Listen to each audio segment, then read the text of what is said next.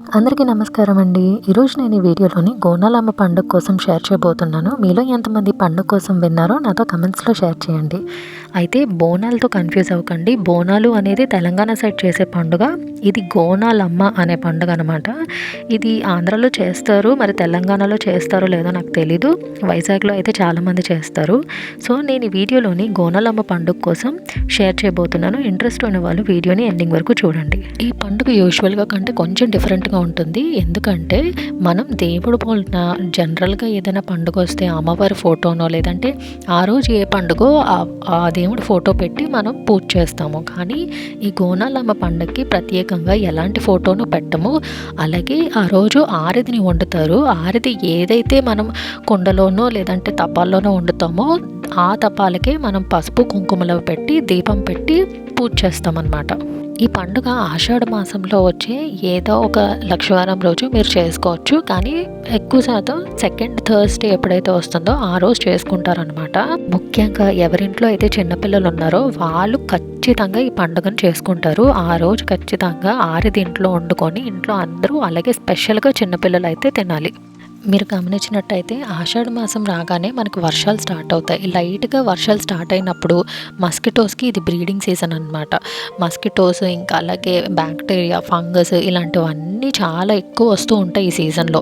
అలాంటి జబ్బులు ఏవి కూడా మనకి వచ్చినా సరే వాటికి మనం ఫైట్ బ్యాక్ చేసే అంత స్ట్రెంగ్త్ రావాలని ఇలాంటి పండుగల్ని పెడతారు. అందులో ఆరిది తింటే చాలా హెల్త్కి మంచిది. కాబట్టి ఇలాంటి ప్రాక్టీసెస్ని చేయడం వల్ల మన హెల్త్కి అలాగే మన ఇమ్యూన్ సిస్టమ్ బిల్డ్ చేయడానికి చాలా మంచిది. ప్రత్యేకంగా చిన్నపిల్లలు అయితే చాలా తొందరగా ఎలాంటి జబ్బులైనా వాళ్ళకి వచ్చేస్తూ ఉంటాయి. అందులోకి బయట ఆడుకునే వయసు కాబట్టి ఎక్కడైనా వాటర్ తాగడం ఇలాంటివి చేయడం వల్ల వాళ్ళకి తొందరగా ఏమైనా డిసీజ్ రావడానికి ఛాన్సెస్ ఉంటాయి. అందుకే ఖచ్చితంగా చిన్నపిల్లలు ఇలాంటి ఫుడ్ తినాలి, ఇలా బాగా స్ట్రెంగ్త్ వచ్చే ఫుడ్ తినాలని చెప్పేసి పెద్దవాళ్ళు మనకి ఇలాంటి పండుగలన్నీ పెట్టారు. అందులో ప్రత్యేకంగా గోనాలమ్మకి మనం ఆ రోజు పూజ చేసుకొని చేస్తామన్నమాట. గోనాలమ్మ అనే అమ్మవారు గ్రామదేవత అన్నమాట. వీళ్ళు ఊరికి అలాగే అంటే గ్రామానికి అలాగే మన ఇంట్లో వాళ్ళందరికీ కూడా రక్షగా ఉంటారు. వీళ్ళ ఊరిని అంతటిని రక్షిస్తుంటారు. అలాగే ఎలాంటి ఆరోగ్య సమస్యలు అవేవి రాకుండా చూసుకుంటారు. అందుకే ఈ ఆషాఢ మాసంలో గోనాలమ్మకి పూజ చేసుకోవడం వల్ల ఎలాంటి ఆరోగ్య సమస్యలు రాకుండా ఉంటాయని అంటారు. అలాగే ఇంట్లో అందరినీ రక్షిస్తారని కూడా అంటూ ఉంటారు. ఆరతి ప్రిపేర్ చేయాలనేది మీకు తెలిసే ఉంటుంది. తెలియని వారు ఎవరైనా ఉంటే నేను ఇక్కడ చెప్తున్నాను. తడి బియ్యంతో చేసుకునే పిండిని మనం ఈ ఆరతి ప్రిపేర్ చేయడానికి యూజ్ చేయాలి. ముందుగా బియ్యాన్ని కనీసం 2 గంటల వరకన్నా నీటిలో నానబెట్టుకోవాలి. అలా నానబెట్టుకున్న బియ్యాన్ని నీరంతా వడకట్టేసిన తర్వాత మిక్సీ ఆడించుకోవాలి. ఆ బియ్యం తడిగా ఉన్నప్పుడే మిక్సీ ఆడించేసుకోవాలన్నమాట. తర్వాత ఆ బియ్యం పిండి ఏదైతే వస్తుందో దాన్ని కొంచెం నీటిలో అంటే జస్ట్ చిన్న థిక్ బ్యాటర్లా వచ్చేలాగా కొంచెం నీరు వేసుకొని కలుపుకొని పక్కన పెట్టుకోవాలి. అలాగే బెల్లాన్ని బాగా చిన్న చిన్న ముక్కలుగా తురుముకొని పెట్టుకోవాలి. అలాగే ఆరతిలో ఖచ్చితంగా కొబ్బరికాయ ముక్కలు కూడా వేసుకోవాలి. ఒక కొబ్బరికాయని కొట్టుకొని ఒక కొబ్బరి ముక్కలు చిన్న చిన్నగా కట్ చేసుకొని వాటిని డ్రై రోస్ట్ చేసుకోండి. అంటే ఆయిల్ లేకుండానే అలా రోస్ట్ చేసుకొని పెట్టుకోండి. తర్వాత ఒక పెద్ద తపాలు కానీ వీలైతే మీరు మట్టి కుండను పెట్టుకోండి. ఆ మట్టి కుండ లేదా తపాల్లోని ఒక గ్లాస్ బియ్యం పిండికి గ్లాసున్నర నీళ్ళు వేసుకొని పెట్టుకోండి. ఆ నీరు మరిగిన తర్వాత కొంచెం యాలకులు అలాగే చిటికెడు ఉప్పు టేస్ట్ కోసం వేసుకోండి. తర్వాత ఒక కప్పు పెసరపప్పు వేసుకోండి. ఇలా ఇవన్నీ ఉడికిన తర్వాత లేదు అవి ఉడుకుతున్న ప్రాసెస్లోనే మీరు తురుము పెట్టుకున్న బెల్లాన్ని కూడా వేసుకోవచ్చు. ఒక గ్లాస్ బియ్యం పిండికి ఒక గ్లాస్ బెల్లం పెట్టుకోవాలి.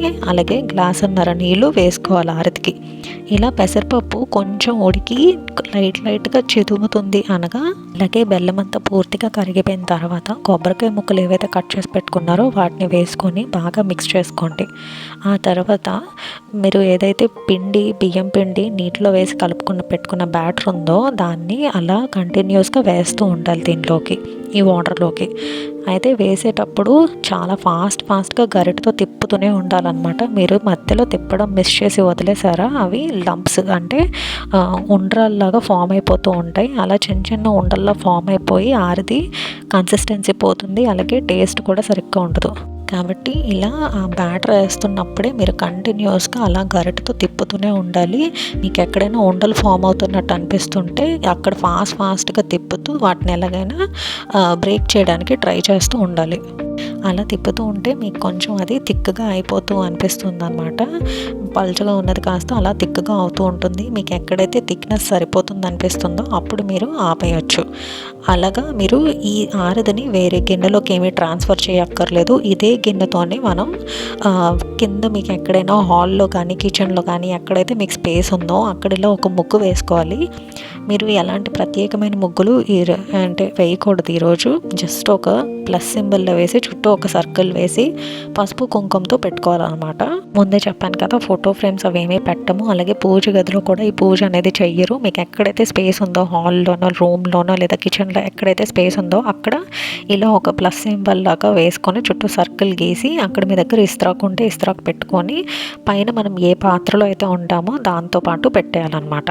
ఇలా మనం ఏ తపాల్లో అయితే వండుతామో ఆ తపాలని మనం గోనం అని అంటాం అనమాట. మనం గోనాలమ్మ కింద ఆ ఫుడ్ని అలాగే ఆ తపాలని మనం అమ్మవారిలాగా చేసి పసుపు కుంకుమ అవి పెట్టి పువ్వులు ఏవైతే మనకి ఇంట్లో ఉంటాయో వాటితోనే మనం అలంకరించుకోవచ్చు. ప్రత్యేకంగా ఏమీ తెచ్చుకోనక్కర్లేదు. అలాగే చిన్న పసుపు గణపతిని పెట్టుకొని మనం ఒక దీపం పెట్టుకొని కొబ్బరికాయలు పువ్వులు అవన్నీ పెట్టి పూజ చేసుకోవాలి. మనం ఇంట్లో నిత్య పూజ ఎలా చేసుకుంటామో అలా ఈ కుండకి మనం దీపం పెట్టుకొని మీరు తాంబూలం అది పెట్టి అలాగే ధూపం ఇచ్చి ఆరతి అదంతా ఇవ్వాలి. అంతే. పూజ చాలా సింపుల్గా ఉంటుంది. అసలు ఏం కష్టం ఉండదు అనమాట. తర్వాత మీరు ఈ ఆరతిని ప్రత్యేకంగా ఇంట్లో చిన్నపిల్లలు ఉంటే ఖచ్చితంగా వాళ్ళకి పెట్టండి. అలాగే ఇంట్లో అందరూ కూడా ఈ ఆరతిని తినండి. అలాగే మీకు నైబర్స్ ఎవరైనా ఉంటే వాళ్ళకు కూడా మీరు ఈ ఆరతిని ఇవ్వచ్చు.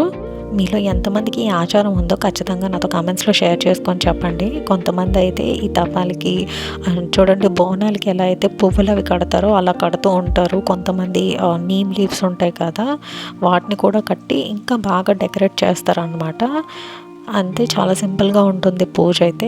ఈ పూజని ఆషాఢ మాసంలో ఏదో ఒక థర్స్డే రోజు చేసుకోవచ్చు. ఎక్కువ శాతం సెకండ్ థర్స్డే చేసుకుంటారు. అండ్ ఖచ్చితంగా ఈవినింగే చేయాలి ఈ పూజని, ఉదయాన్నే అయితే చెయ్యరు.